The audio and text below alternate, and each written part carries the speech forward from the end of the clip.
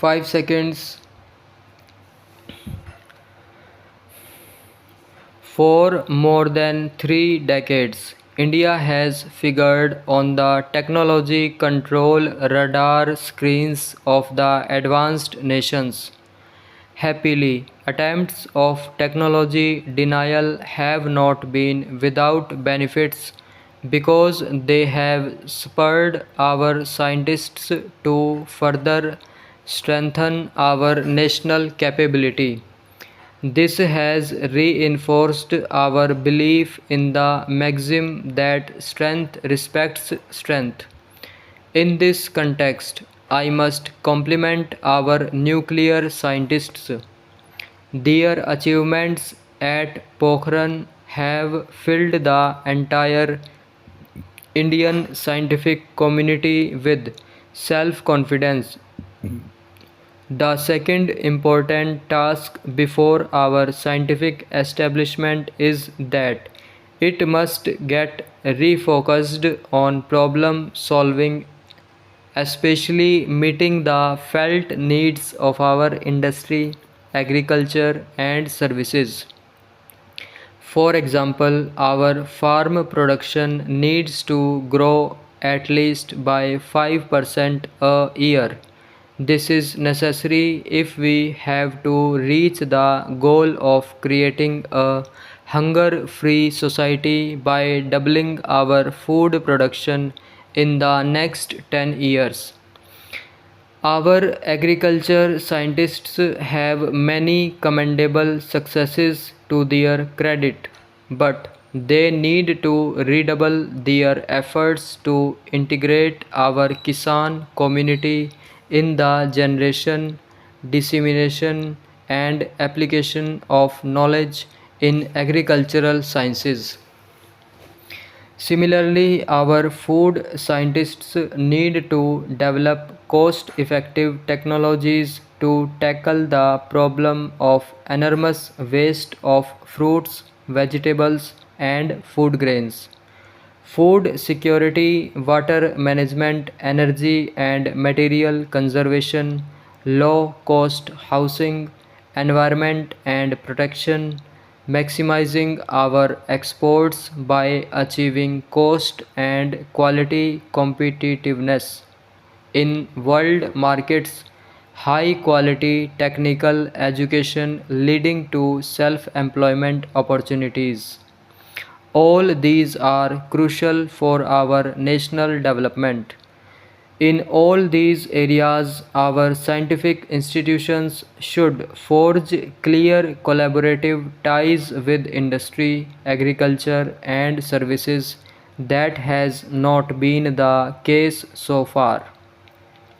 Thirdly, for creating world class scientific research, it is obvious to the distinguished audience here that our universities, R&D institutions, and institutes of higher learning must be freed from bureaucratization.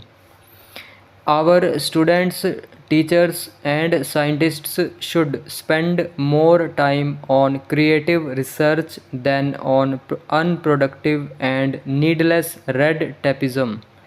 I would like the Science Congress and all the allied institutions to come up with an action plan on this issue and implement it in a visible manner.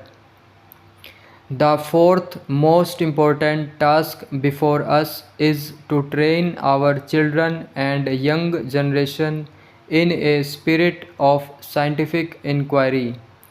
The study of science, in fact, the study of most subjects in our schools and colleges, suffer badly from learning by rote. Our students are not encouraged to think freely and creatively here. Looking to the future, India has to concentrate on two knowledge based sciences and their widest possible applications. One of them is information technology.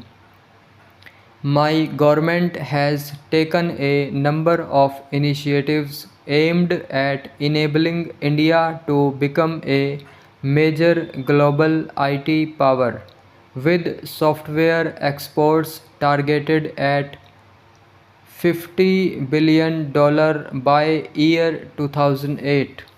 The second knowledge based area that needs even more attention is biosciences and biotechnology. I am happy to note that this subject is the focus of this year's Science Congress. My government's emphasis on IT stems from my firm belief about the supremacy of India's intellectual powers. However, India will have an immense opportunity if we add to IT the advantage of our rich biodiversity and traditional knowledge. Another multi-billion-dollar opportunity with a simultaneous impact on the health of our population will open up then. Then international market for herbal and biotech products is in the early parts of the next century is estimated to reach billions of dollars, and India should have a sizable share of this in view of our rich bioresources. I understand that the Council of Scientific and Industrial Research and the Department of Biotechnology have mounted a focused program which has brought together 20 of the CSIR laboratories with the well known practitioners of traditional systems of medicine and research workers from other scientific institutions under one roof.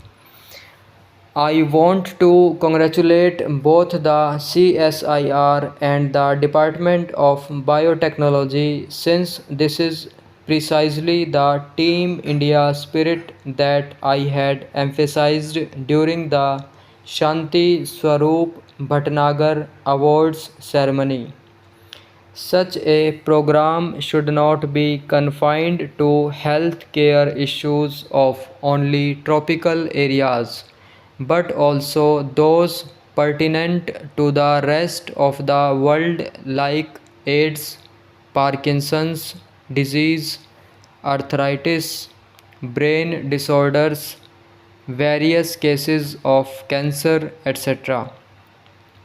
I suggest that the good beginning made by CSIR should be followed with multiples of such programs with a very wide Indian knowledge network. This is a last session of the Science Congress in this century. By the time you assemble on the same day next year, it will be the first gathering of the Science Congress in the 21st century. It is only appropriate that we use the ensuing 1 year to infuse new dynamism in India, scientific research and education. In this endeavor, our scientists cannot be unmindful of a peculiar challenge before global science in the coming century and millennium. It is the challenge of integrating the knowledge of man's outer space, that is, science, with the knowledge of this inner space, that is, spiritualism, which are very much connected. Stop.